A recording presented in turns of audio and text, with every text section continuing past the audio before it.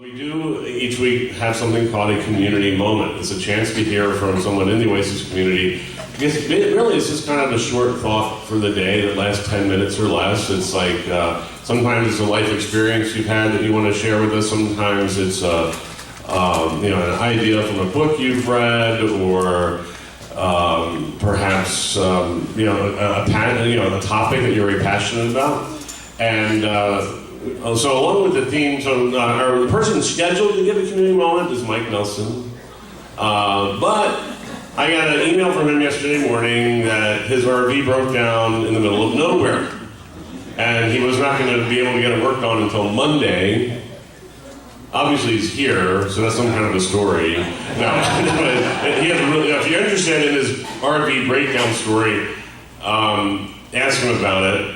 Because it does seem like there may have been divine intervention. I think this experience is going to be a problem, kind of an epistemological problem for him. But it was a good story. But one of the lovely things about this community is people step into the breach when there's a need. And so Ted Andrews graciously offered on the moment to step in and do our community moment today. We will reschedule Mike unless there's more divine intervention. And so Ted's going to talk to us about composting. So let's welcome Ted as our pinch hitter on our community moment. Yeah, good morning. Sorry for that little technical difficulty. I actually had the same technical difficulty last time, and I was hoping that we could overcome it. But compost is the product of a natural decomposition of yard waste. And if you consider that even meat-eating mammals depend on plants as for their food chain, and it's not too hard to see how compost is actually at the very bottom of our food chain. All of us depend on that decomposition. This is a picture of my backyard, and this is actually what inspired me to get started on composting. Well,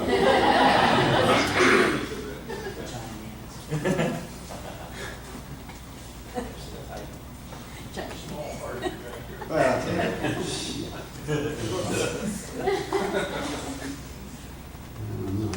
Oh, let's see here. I don't know if I do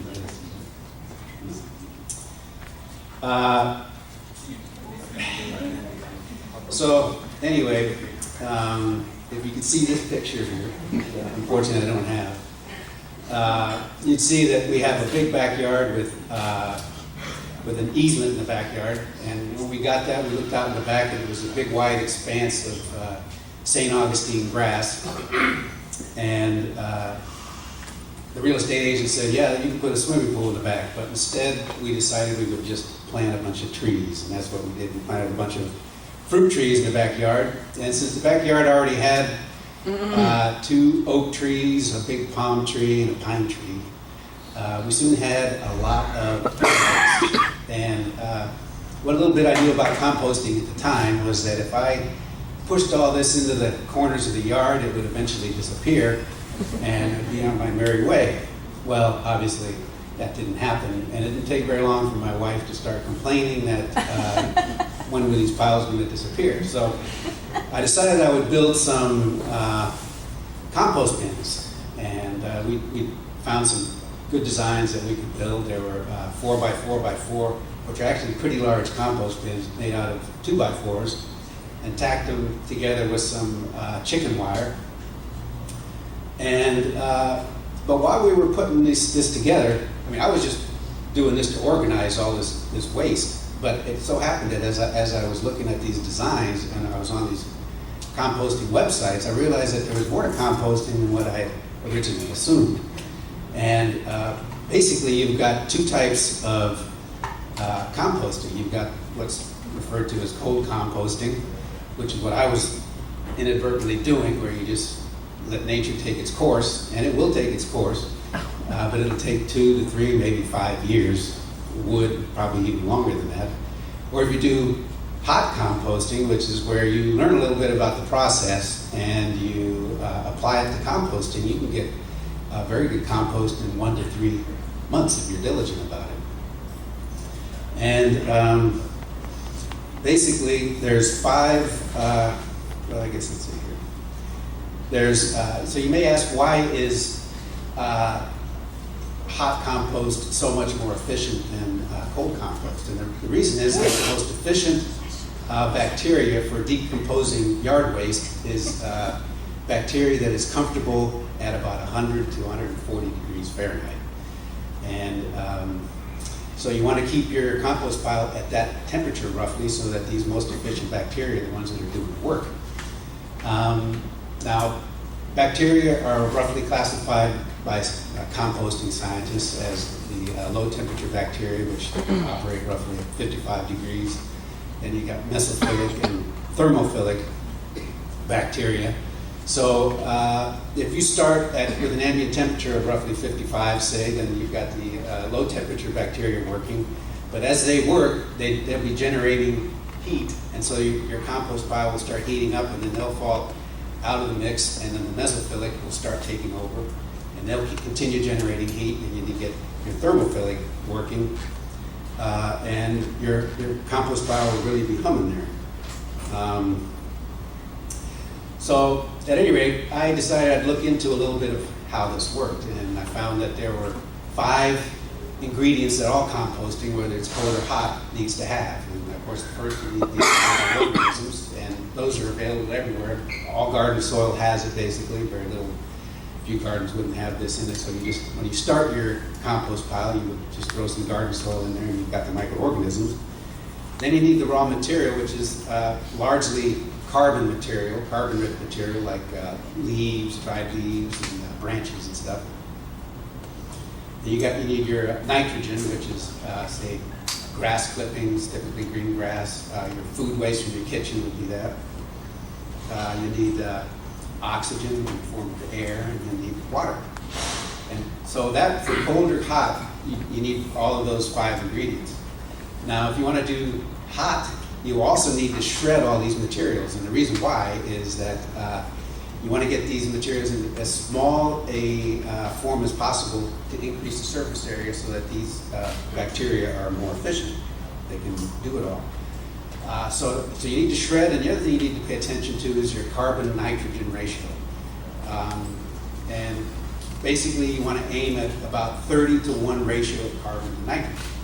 If you have more carbon than that, then your composting will slow down.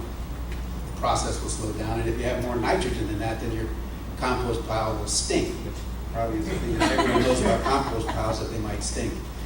And it's not that hard really to get to that ratio. There is a little complicating factor in that almost nothing that you put into your compost pile is going to have a 30 to 1 carbon to nitrogen ratio. So the idea is to mix these together so that the end result of your whole compost pile is that you'll have roughly 20 to 1, 30 to 1. It's a bit forgiving. And there are some rules of thumb, practical rules of thumb that you can follow to get to that. But really, once you build your compost pile in the back, you'll start getting experience of how your backyard works. For example, mine, I have almost no nitrogen in the backyard. We've got very little grass now. I rarely mow it. When I do mow it, I leave it in the grass, so there's no nitrogen coming from the grass clippings.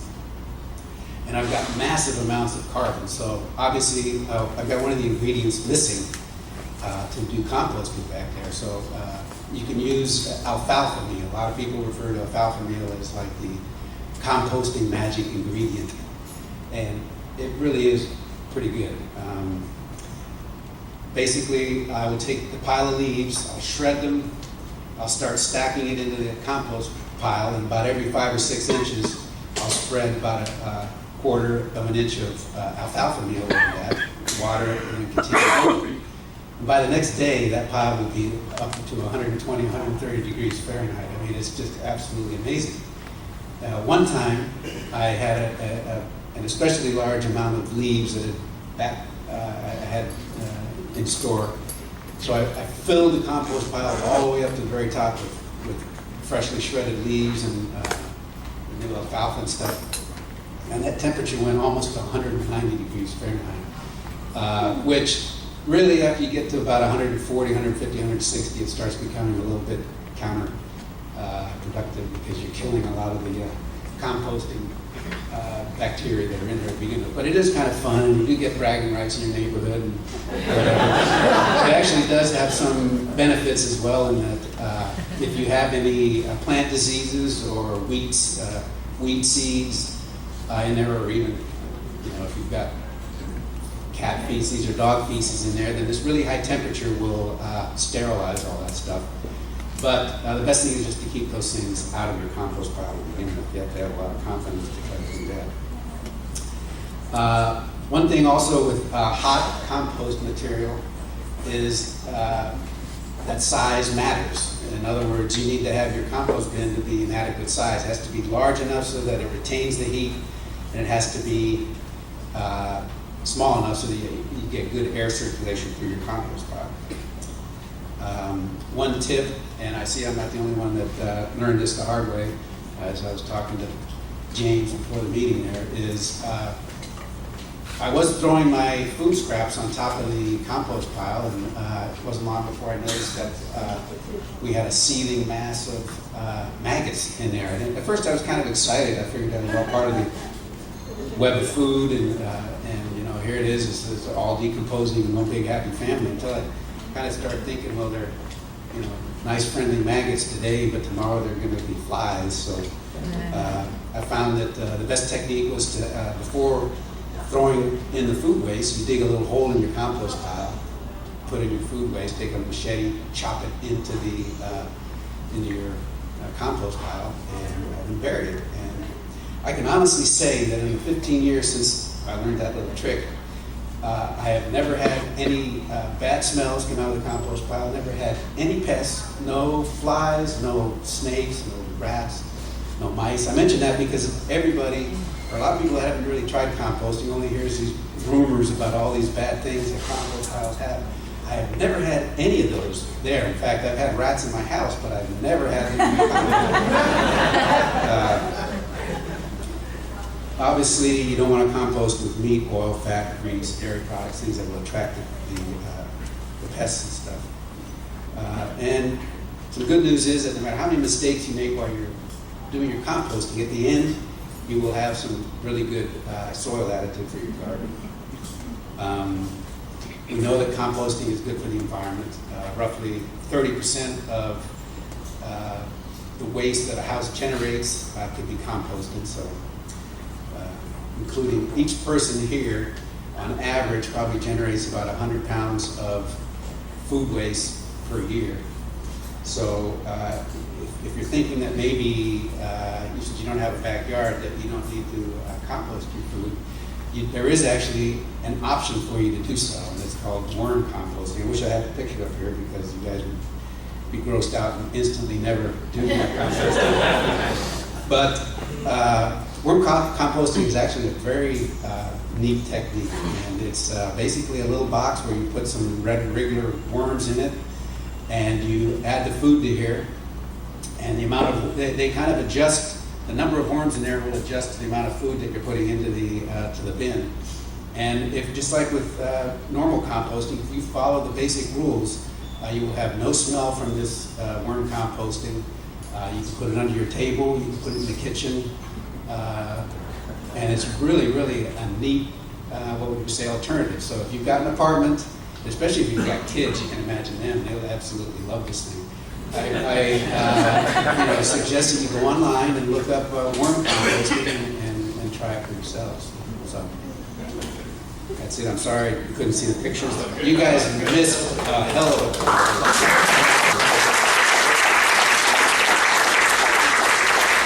There's